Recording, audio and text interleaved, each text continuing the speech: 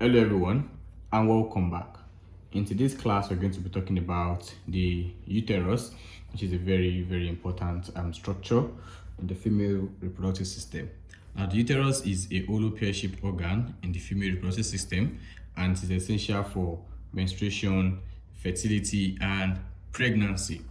Now let's move to the dimensions. Dimensions of the uterus. It is about 7.5 centimeter in length. It is about 5 centimeter in width and about 2.5 centimeter in thickness, and also weighs about 50 to 80 grams in a non-pregnancy individual. So we've been able to discuss the introduction and also the dimension. Let's move straight to the location of the uterus. Where is it located? The uterus lies within the true pelvis and it is situated between the urinary bladder anteriorly and the rectum posteriorly. So it is within the true pelvis and also situated between the urinary bladder anteriorly and the rectum posteriorly. Now let's go to the parts of the uterus. I'm going to be using this diagram to describe the parts of the uterus, and we have 4 parts. The first part is the fundus, the second part is the body, the third part is the isthmus, and the last part is the cervix. So let us start by discussing these parts one after the other. So this dome-shaped area here that's located at the most superior aspect is the fundus. This is the fundus of the uterus, and from this diagram you can see that it is the dome-shaped upper part, and that is above the openings of the uterine tubes. So the fundus is the first part of the uterus. It is dome-shaped and it is above the openings of the uterine tube. So having discussed the first part, let's go to the second part. The second part is the body. This is the body of the uterus, and this body is the largest part of the uterus and also the site of implantation and fetal development. So the first part is the fundus, the second part is the body. This is the body of the uterus. It's the body of the uterus. Then the next part we'll be discussing is the isthmus. And the isthmus is a narrow part, narrow aspect, the narrow part between the body and the cervix. So here's the body, here's the cervix much more inferiorly, but that isthmus is the narrow part between the body and the cervix, and it forms the lower uterine segment, which is very important in delivering. It is very important during pregnancy. Very important during pregnancy. So once again, we have the fundus, we have the body, we have the isthmus, and we now have the cervix, which is the last part. Now this cervix is the last part and it is the lower cylindrical part that projects into the vagina. So the fundus is the dome part. The body is the largest one. The isthmus is the narrow part between the body and the cervix, and the cervix itself is that lower cylindrical part that projects into the vagina. Now we've been able to discuss the introduction, the dimension, the location, and the parts of the uterus. Now let's go straight to the external features of the uterus. Now in discussing the external features, we're talking about the surfaces, the borders, and the contour. So let's use this diagram to explain that. Earlier we said this is the fundus, right? And here is the uterine tube. Here is the left contour.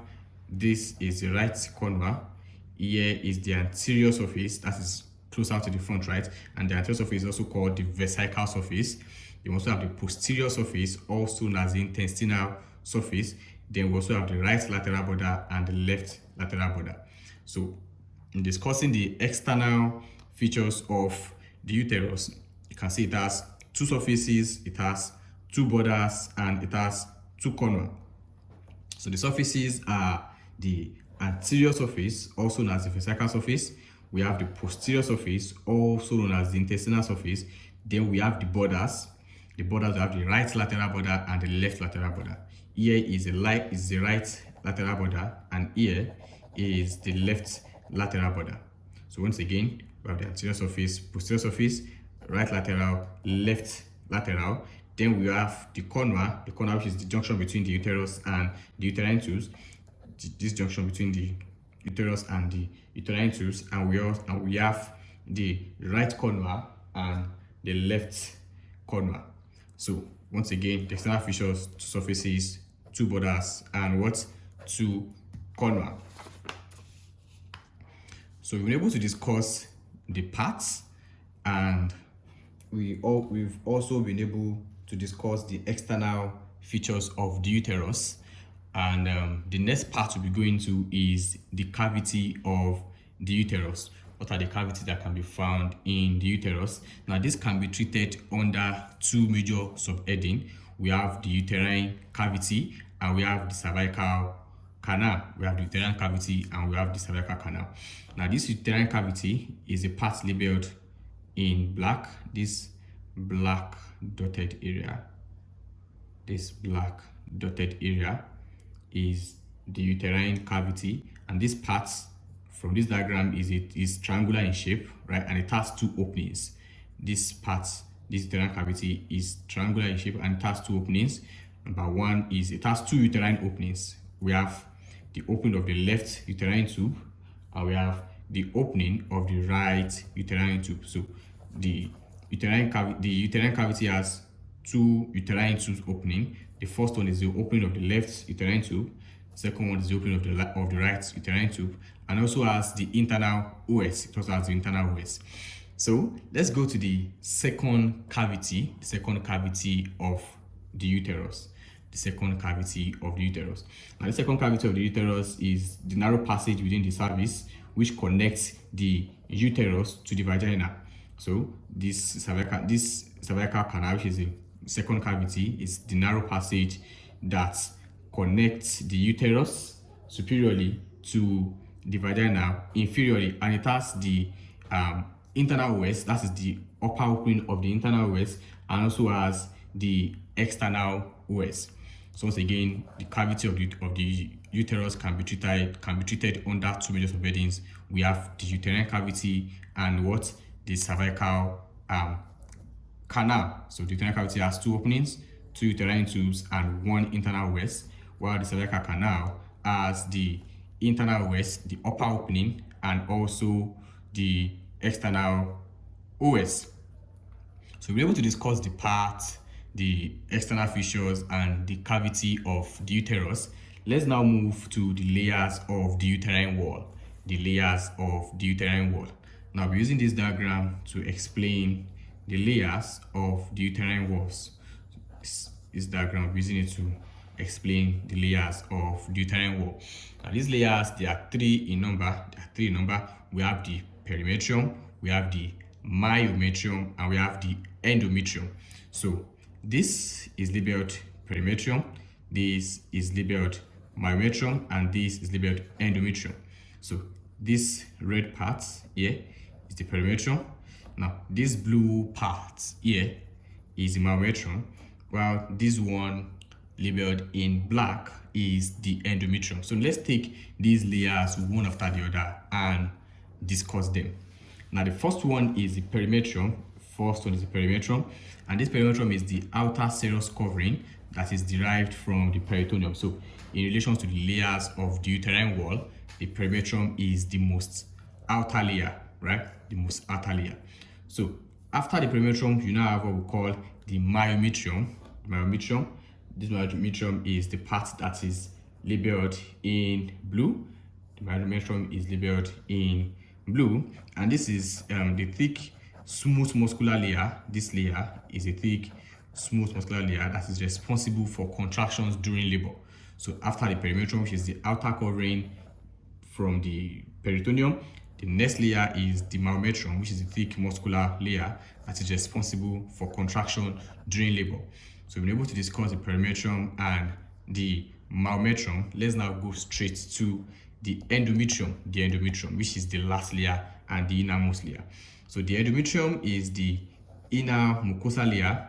This endometrium is the inner mucosal layer, and it undergoes cyclical changes during monthly menstruation. So once again, the layers of the uterine wall, there are 3. We have the outermost layer, which is the perimetrium. This is the outer serous covering derived from peritoneum.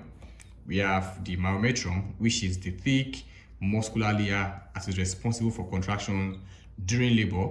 Then we now have the endometrium, which is the innermost layer, and it is the inner mucosal layer that undergoes cyclical changes during menstruation. Now, having said that, let's go straight to talk about the blood supply, the venous drainage, the lymphatic drainage, and the nerve supply of the uterus. The blood supply, the venous drainage, the lymphatic drainage, and the nerve supply of the uterus. Now, I'll be using this diagram to explain the blood supply to the uterus. Now, the blood supply to the uterus is by the ovarian artery. It is the one labeled in blue. The one labeled in blue here, they are the blood supply. The first one is by the ovarian artery, which is from the abdominal aorta. The second one is by the uterine artery. The second blood supply to the uterus is uterine artery, that is from the internal iliac artery. Then the last one is the vaginal artery, which is also from the internal iliac artery. So essentially, you can say that the uterus has three blood supply. Number one is the ovarian artery from the abdominal aorta. The second one is the uterine artery. The uterine artery, which is from the internal iliac artery. The next one is the vaginal artery, which is from the internal iliac artery. So we're able to discuss the arterial supply to the uterus. Let's now go to the venous drainage.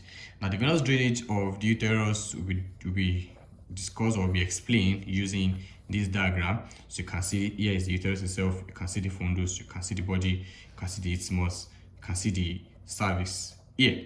So now, also this part labeled blue they are the venous drainage of the uterus. They are the venous drainage of the uterus. So essentially, the venous drainage of the uterus is by the uterine plexus. You can see the plexus here, and this plexus is around the uterus and the cervix. So this uterine plexus is around the uterus and the cervix. The second venous drainage is the internal iliac vein. Is by the internal iliac vein. So the internal iliac vein is somewhere around here.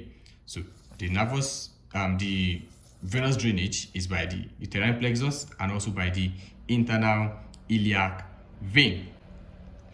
So we're able to talk about blood supply, the venous drainage.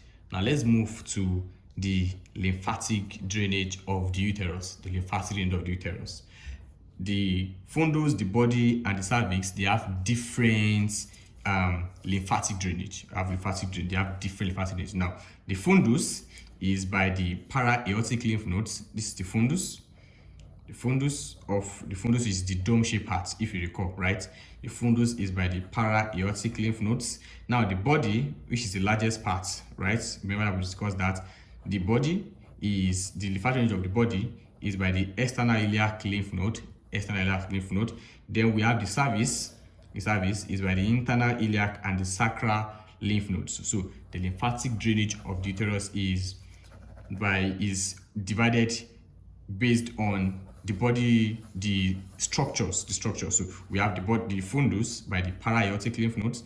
We have the body by the external iliac lymph node. We have the cervix by the internal iliac and the sacral lymph node. Then we will discuss the arterial supply, the venous drainage, the lymphatic drainage. Let's now move to the nerve supply.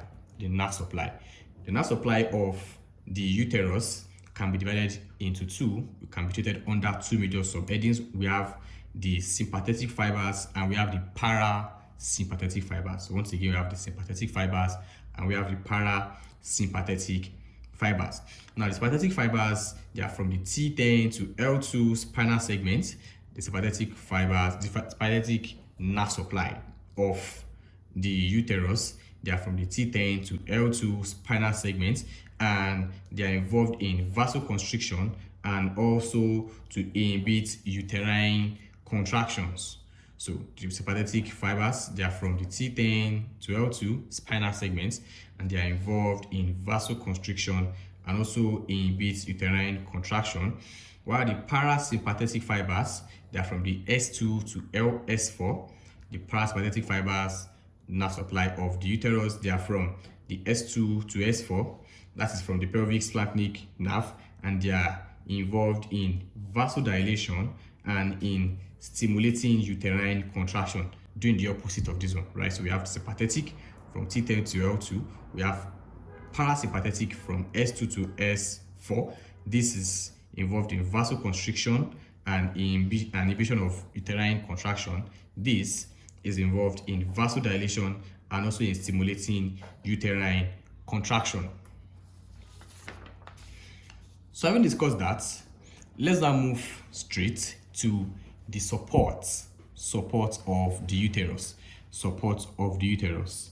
Now, the support of the uterus is mainly their structures, their muscular, fibromuscular, and ligamentous structures that keep it in normal position within the pelvis. Recall that we said that the location of the uterus is the true pelvis. So that means we might have conditions where it will not be in the right shape. So the support of the uterus, the uterus itself is supported by muscular, fibromuscular, and ligamentous structures that keep it in shape within the pelvis. So, and they are divided into two parts. We have the primary support and we have the secondary support. We have the primary support and we have the secondary support. Now, the primary support is by the pelvic diaphragm, is by the perineal body. The first one is the pelvic diaphragm. The second one is by the perineal body. The third support under the primary support is by the transverse cervical ligament. Then we have the uterosacral ligament. So once again, the uterus is supported by muscular, fibromuscular, and ligamentous structures that keep it in normal position in the pelvis, and they can be treated under two major subheadings. We have the primary support and the secondary support.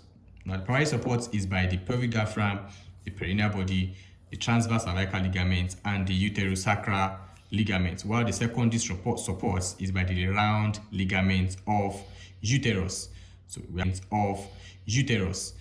we have primary and secondary. Secondary is by the round ligament of uterus.